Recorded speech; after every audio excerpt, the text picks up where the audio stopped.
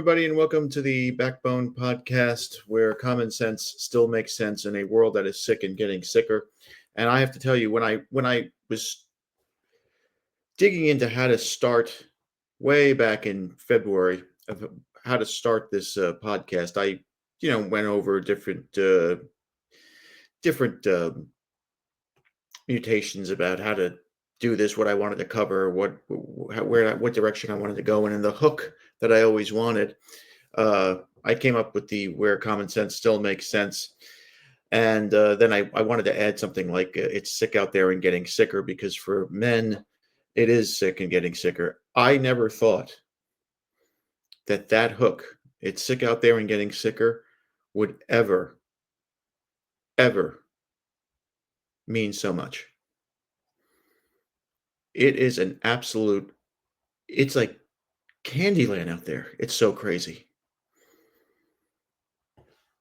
We found out this morning that a congresswoman by the name of, where is she? Minnesota Congresswoman Melissa Hortman and her husband were assassinated last night, 2 a.m. Two other political people, Polster and his wife, were injured after a madman, an absolute psychotic, posing as a police officer, shot them in what is being labeled a politically motivated attack. Now, this Minnesota state lawmaker and her husband, who were killed, are the parents of 2 children. The madman, we now know his name is Lance. Bear with me for one moment. The alleged killer, we should put alleged because he hasn't been formally charged if he gets out of this alive. But the alleged killer is 57-year-old Vance Luther Bolter. Why do all these psychopaths have 3 names? Mark David Chapman. What was the guy that killed John Wilkes Booth? They're saying that this was a political killing, and the conspiracy theory is, because we don't really know the reasoning of this, even though there were manifestos found, and all these maniacs have manifestos now. But it's believed that just 5 days before the murders occurred, Hortman faced incredible scrutiny and criticism because she voted to cut access to state benefits for illegals in the state of Minnesota.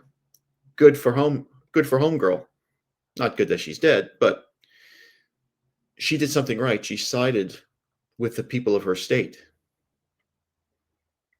Now, we don't know if this is the reason why she's dead, or her husband, and thank God her children were not killed.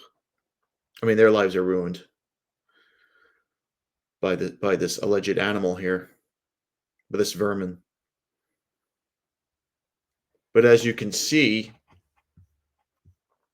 this is an FBI most wanted sign, and it has all of his pictures and what he looks like. And if you look at the third picture to the right, well, I'm sorry, there's a picture of him in a mask, in this like body armor stuff. Supposedly he was part of a security group called Praetorian Security Group, which is funny because the Praetorian Guard used to kill their emperors. Not all of them, but they've been known to kill the emperors, like Nero and people like that. But this guy's wearing a mask, and he's bald, and it's a bald man, so it completely covers his face. And he posed as a policeman. When the cops got to the residence, he was walking out, and he gets into a shootout with them and flees off. So this guy, he has a military background, he has a security background. He kind of knows what he's doing here. This isn't just some random, wuss that picked up a gun, is on Prozac, and just starts shooting people. This guy planned this out. He was calculated. He knew what he was doing. Now, he is At the time of this broadcast, he is still on the loose.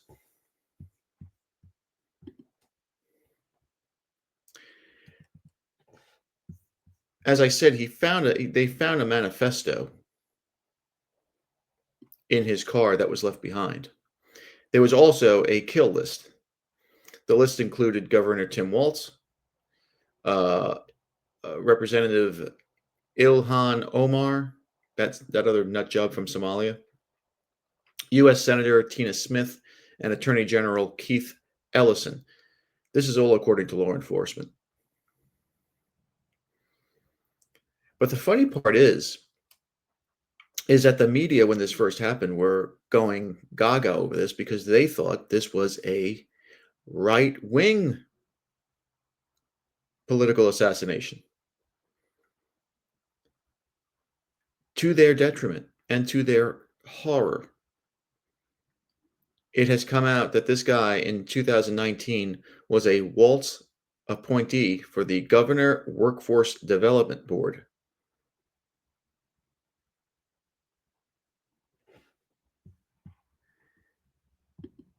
His bio is pretty much military and security guy. Now, the manhunt is underway for this guy, who authorities have said was impersonating a police officer. Now, this guy is mentally ill, obviously, to kill a woman over the way she voted. Hortman and her husband were shot and killed in what appears to be a politically motivated assassination. Hortman, formerly Speaker of the Minnesota House of Representatives, was a formidable political servant, the governor of Minnesota said. She is irreplaceable, quote unquote.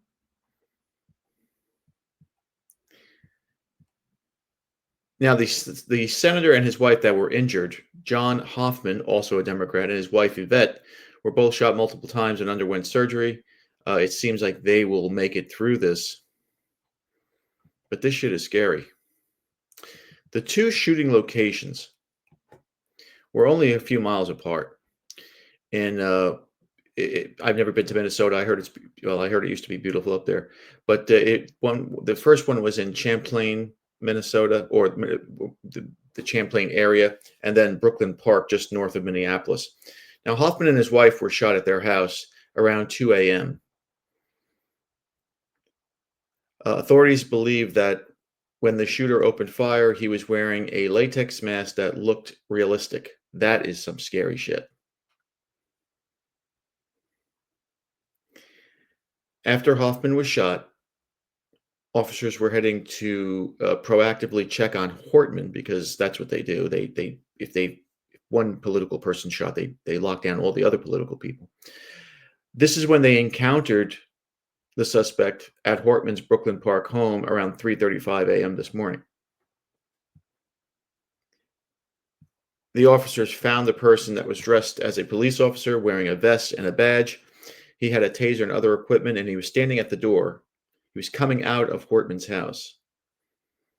When the police asked him to stop and identify himself, that's when he opened fire. But this guy, we'll say the suspect, was able to escape on foot. Now, in his vehicle, which looked like a police vehicle, again, this is according to the police there, law enforcement there, it included police lights that were on in Hortman's driveway.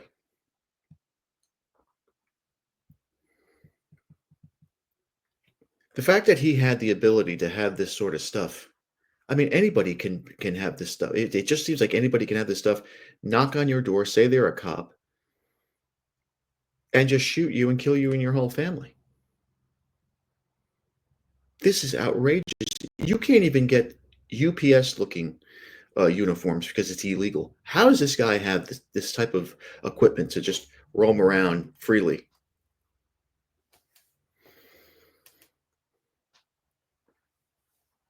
Now, this guy had a list, as we said, and we named the people on the list, but the list named Hortman and Hoffman, including dozens of other Democrats. And this is where the media went crazy because this is what they want. They want to separate, divide everybody. His list of political targets included the names of abortion providers, pro-choice activists, and several sources told ABC News many of the Democrat lawmakers on the list have been outspoken about pro-choice policy positions, which pissed this guy off.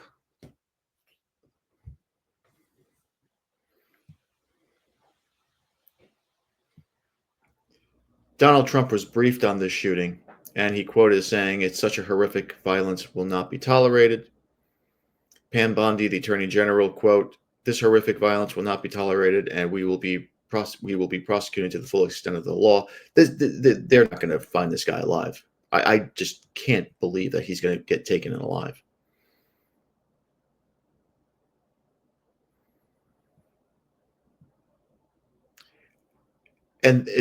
And again, this just goes to show that people are absolutely insane in this country. Absolutely insane. And now 2 children are orphaned. I think that these kids are probably older. So but still, their parents will never get to see them get married, have children of their own, and it's just horrific. Now, as we said, as of this broadcast, the manhunt is ongoing, and police are urging these community members to be cautious, stay in the house. So now this entire town is locked down. But the scary part is that police are warning the public: if an officer comes to your door, you must call 911 to confirm that that officer is supposed to be there. So you can't even trust the fucking cops anymore. This is from Hennepin County Sheriff's Office, and I quote, "Police are asking that no one open the door to a lone police officer. Licensed officers are working in pairs." There is a shelter in place. There was a shelter in place in Brooklyn Park, and local leaders said even though the suspect remains at large, quote, "there is a reason to believe he is no longer in the area." Can you imagine having to live like this? I mean, this world it's beyond sick. I might have to change this. It might be psychotic. All the shit that's happening today with these stupid protests, the bombings and the wars and all this useless stuff. What is all this for? What's the end game in this?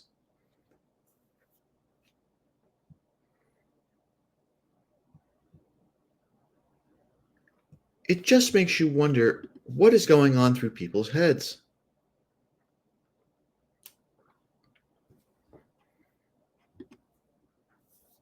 Now, this guy here, he had children too. What are their lives like? That their father's face is splattered all over the news. This guy's face and name will be recognized in every part of this country until he's captured, dead or alive. And I think he will go. I think he's going to probably shoot it out with somebody with these guys, and then that's how he's going to get taken out. There's no way I don't believe he'll be taken in alive. I don't see that at all.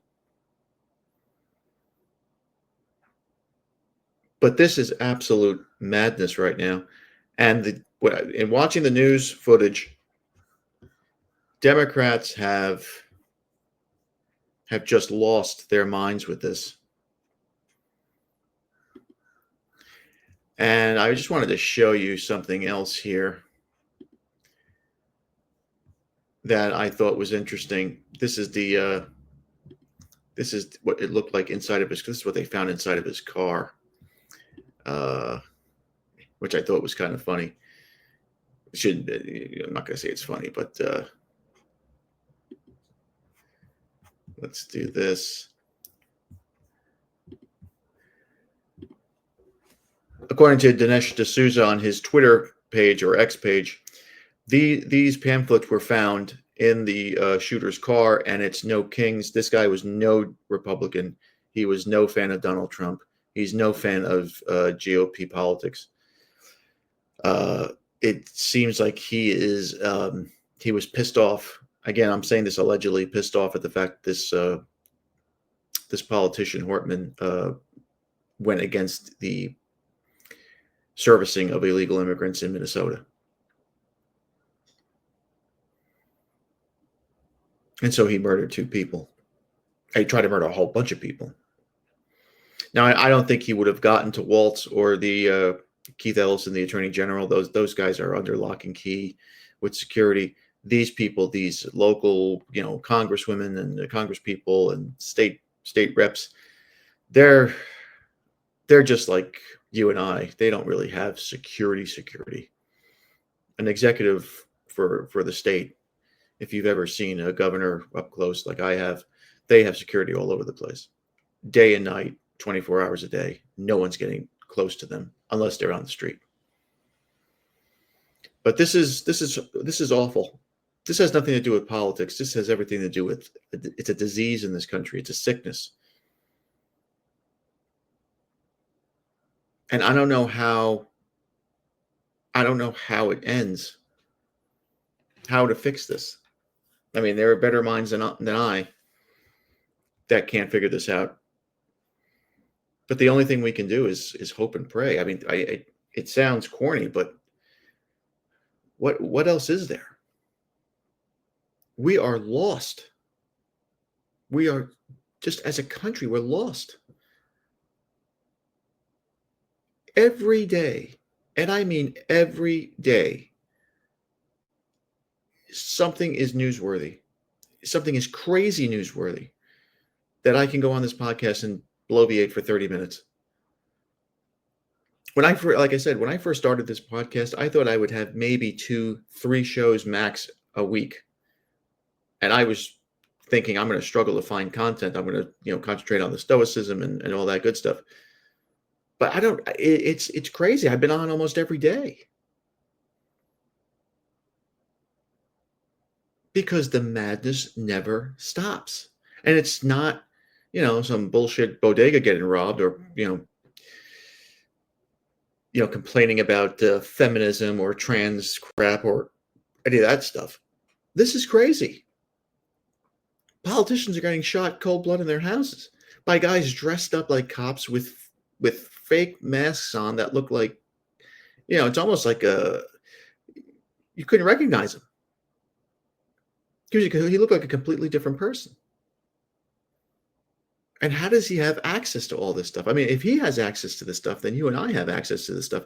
Who else? What other madmen can be out there planning stuff? If they can get all these body armor and machine guns and masks that make you look totally different, guard your real appearance. I mean, this is crazy. This is just nuts. And no matter what her politics were or her family's politics were, you pray. You pray for their souls that they end up okay. That they're not okay, but that they end up in God's hands. And you pray for those children. I think the children they're probably not children. They're probably a little older, but you just hope and that's all you can do is just pray for these people, pray for their souls, and pray for this country. Pray for the world. Because as we get into day 2, as you can see from the ticker, Israel and Iran are continuing to pummel each other into oblivion. And if you listen to American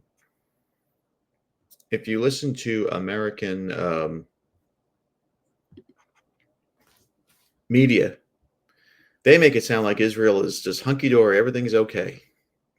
If you look at world media, you can take it for what it's worth. Israel is in big, big trouble here. And this is the reason why, over the last 48 hours, Israel has urged the United States to join in the war with Iran. And I told you this on the podcast last night. that Israel would urge the United States to join into this war effort. And this is courtesy of, I hope I pronounced this right, Axos.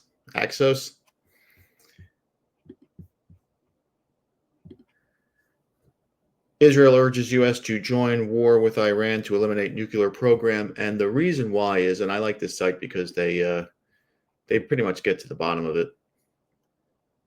The reason is because Israel just don't have the capabilities of defeating Iran by themselves. According to Axios, in the big picture, Israel lacks the bunker buster bombs and large bombardment aircraft needed to destroy Iran's Fordow uranium enrichment site, which is built into a mountain and deep underground. The U.S., however, does have the capability to destroy this area. They also have the planes that can cover the distance to Iran. Now, according to Axios, again, for informational purposes, the Trump administration has so far distanced itself from Israel's operations and argued that it would be illegitimate for Iran to retaliate by striking U.S. targets. So the U.S. is basically telling Israel, according to this site, guys, at the moment you're on your own.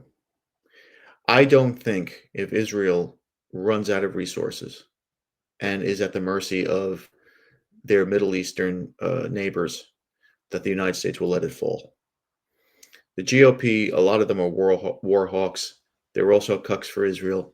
They will urge Trump. They will force Trump into sending our men and women over there to fight.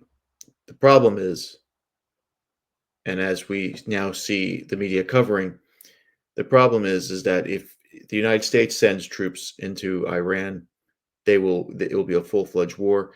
There are many people predicting that Russia will put troops in Iran, and then it's all hell will break loose.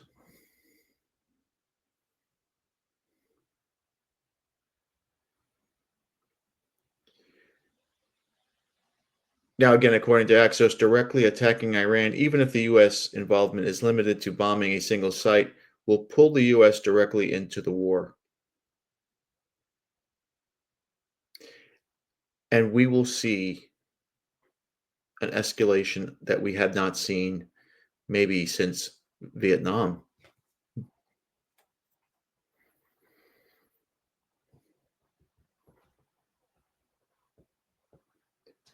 And this location, the Fordow location, if I don't know if I'm pronouncing that right, this is the spot. This is the spot where if Iran is making nuclear weapons, this is where they're making it. So if Fordow remains operational, Israel would have failed in its operation to eliminate the nuclear program, which is an absolute disaster for them, because now Iran is going to double time their efforts to get a nuclear bomb. And as you know, the minute you get a nuclear bomb, that's your wild card. That's your "you can't fuck with me anymore" wild card, and no more economic or trade restraints will be put upon Iran. They are a world player now.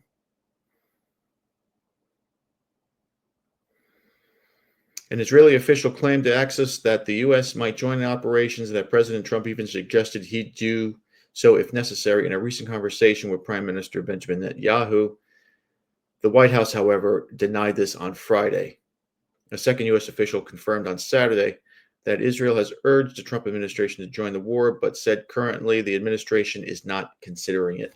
The reason why they're not considering it is because they know they can't win. They know this will escalate, this will go out of control, and Trump is smart enough to know that the United States public does not want to send their boys and girls over to a desert to fight another unwinnable war for a people that don't give two shits about them. Israel is not worth the blood and treasure. It just is not. I don't care what Bill O'Reilly says. I don't care what Glenn Beck says. I don't care what any of these guys like Fetterman or Rubio. I don't give a shit. Let them send their kids. Israel is not worth any more of our brothers and sisters dying over there. No more. And we know that Trump believes this.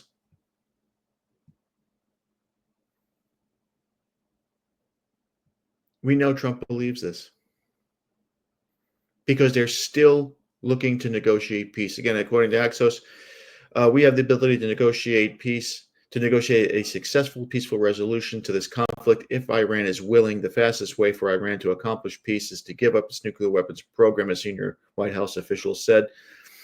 And again, who's to say that they are making a nuclear weapon? I'm not saying they're not. I could listen. I may be stupid, but I may be retarded, but I'm not stupid. I'm not saying they're not. But where's the evidence that they are? I wouldn't believe a damn thing Israel says.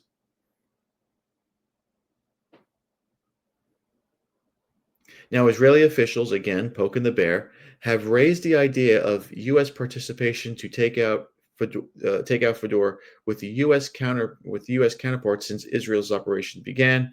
The Israel source said the U.S. is considering the request and stressed Israel hopes for Trump's cooperation and agreement. I don't believe that this will happen. I think that there will be such an uproar now for Trump to stay out of this that Trump won't do this. But again, I don't know. Many people believe that the Israeli lobby in the United States is the most powerful lobby in the country in all of politics. But he is a lame duck president. He doesn't have to worry about being reelected.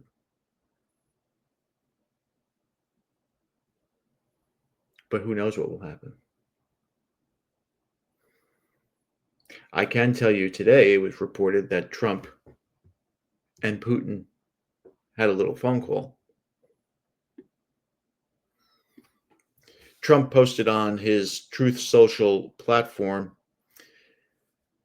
and basically saying that they spent the bulk of their conversation focused on Israel's ongoing attacks aimed at decapitating Iran's nuclear program. And they also discussed Iran's retaliatory strikes, which have been significant. But Trump also, according to Trump, he also pressed Putin to end the war in the Ukraine. According to President Trump, and I quote, he feels as I do the war in Israel-Iran should end, to which I explained his war should also end. Trump also added the conversation went on for about an hour.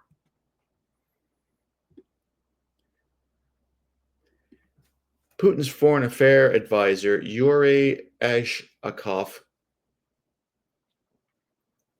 again in different sources that I read, briefed Trump on his recent talks with the leaders of Iran and Israel and reiterated Russia's proposal to seek a mutual acceptable solution on the Iranian nuclear issue. So the Russian stance, if I'm looking into this in my, if I remember my semantic classes in college, the Russians aren't saying the Iranians can't have nuclear weapons. They're saying there should be an acceptable solution to this. Does that mean they say, hey, listen, if the Iranians agree to just build one, we're cool with that? Or if they have uranium enrichment programs for nuclear energy, we're cool with that too. Israel wants none of this. They don't want them to have any sort of nuclear capability whatsoever. And you know what? That's Israel's problem. We cannot keep fighting wars for these people over and over and over and over and over again. It's just not worth it. And I know a lot of people are going to disagree with me. I know a lot of people are going to say, oh, you're probably an anti-Semite. I don't give a shit. I'm sick of seeing this country spend blood and treasure on useless wars that don't go anywhere, that have no means to an end. And day two, the missile exchange from Israel and Iran continues. And if you, it depending on who you watch. If you're watching the United States media, they're kind of saying that Israel is, doing okay. The rest of the world, you got to figure are, reporting what they're seeing. Who knows? Who knows what the media? You can't believe anybody anymore. But they're reporting that Iran are getting the better of this, and it just makes more sense to me that if the United States isn't providing all of its resources to Israel, that Israel will soon run out of ammo, will soon run out of the capabilities to end this, and they can't accomplish what they wanted because they don't by blowing up this facility in Fordau because they don't have the capabilities.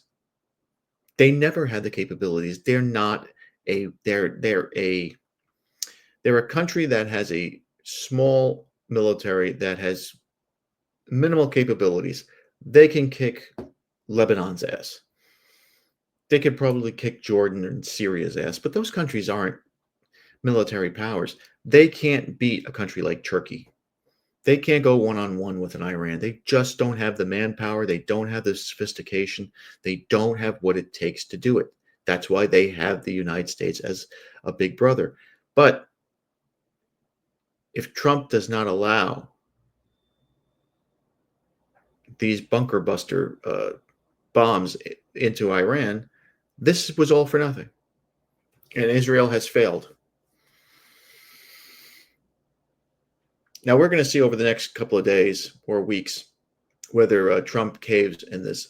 I don't believe he will. I think he is very terrified of how Putin will react to this because the Russians can provide as many resources to the Iranians as they want. And you don't want to see Russian troops crossing into the Iranian border to fight American troops. Now you're talking about absolute madness. Now it would be terrifying if that would happen. And now we have to find out what the Chinese are like in this whole thing, and what the Turks are like in this whole thing. Because I can guarantee you, the Europeans, unless it's England, when the Europeans want nothing to do with this. This is spiraling out of control, and Trump has to put his foot down, and Trump has to be a man on this, and he has to say enough's enough. I'm not going to send. You want to send resources, medical resources, food, water, medicine, all that shit. Fine, but I'm not sending my people there. I'm not sending my people to die for you.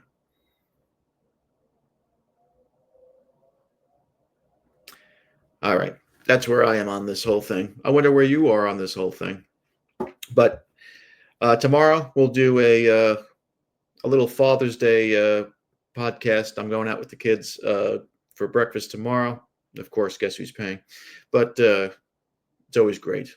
It's always great. We'll do a special Father's Day podcast. Again, I have man memos up the ass, but I just, it's this whole breaking news stuff is just crazy. It's wild. It's just wild. But this is a good way to get my voice out there and to vent, and hopefully you enjoy it too. And we can exchange subscriptions. If you have your own channel, I'd love to check out your stuff too. All right. Thank you again for watching. Please like, subscribe, comment, and share. I can't stress this enough. Be very careful out there. Satan is always, always, always, always, always busy. He's having a field day right now. Remember to be a man, have a backbone, because masculinity and common sense are worth standing up for. God bless you all. We'll see you later.